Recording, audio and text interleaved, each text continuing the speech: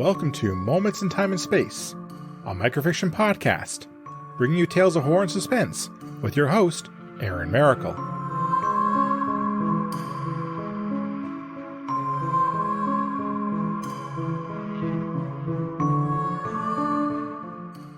Hello everyone.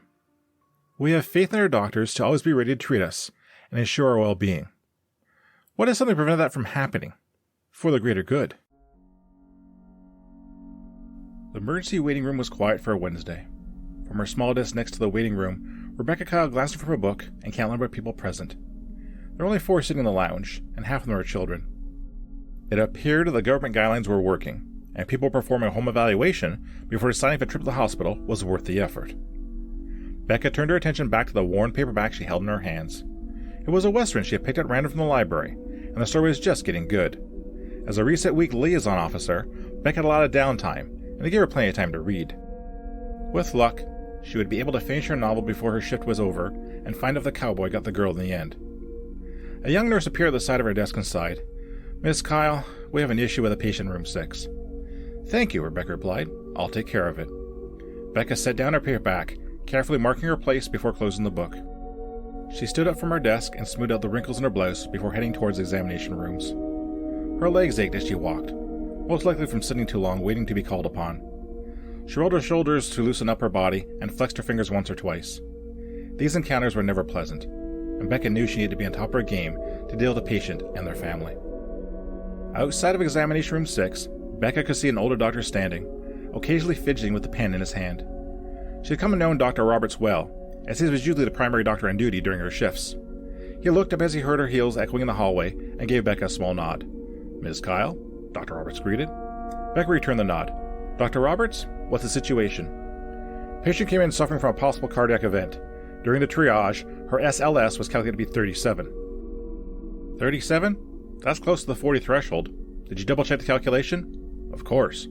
While her age is under 50, she has type 1 diabetes and is also a smoker.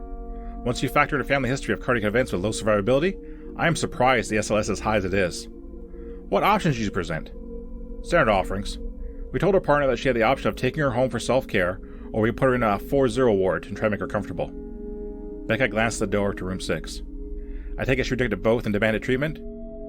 She did, even after you reminded her it was reset week. Thanks, Dr. Robert. I will take it from here. Becca stepped into examination room 6 and closed the door behind her. The room was dimly lit by fluorescent light tucked into the middle of a storage cubby. A woman lay on a gurney covered by a thin sheet. Her eyes were closed and her breathing was labored but steady, assisted by the oxygen that flowed from the mask covering her face.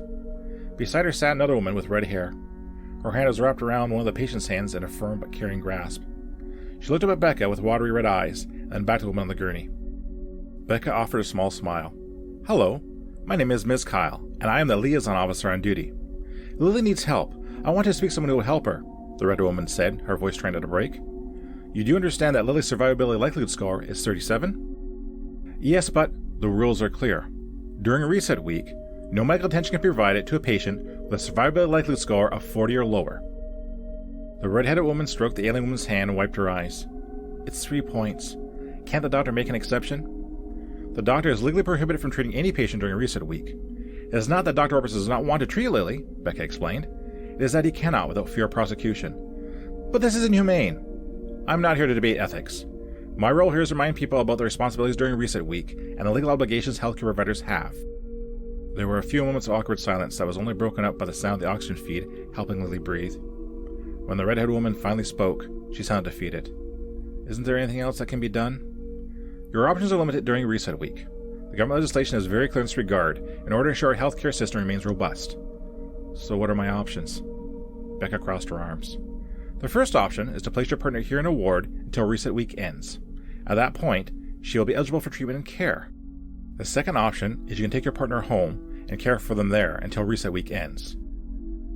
The red-headed woman ran her hand through her partner's hair slowly.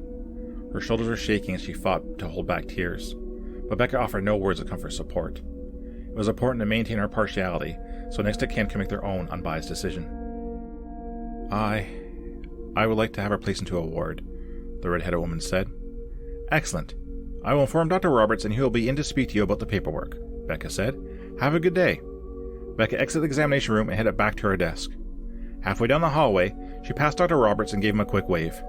Room 6 is going to 4-0 their partner. They are ready for the forms, Becca informed him. She didn't wait to hear his response and picked up her pace.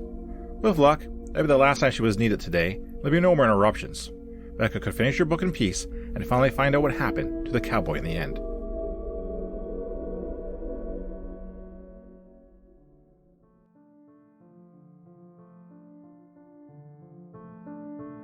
Someone always pays a price for the greater good. Thank you for listening. If you like what you heard, please subscribe to the podcast and leave a review. You can also follow me on Twitter and TAS.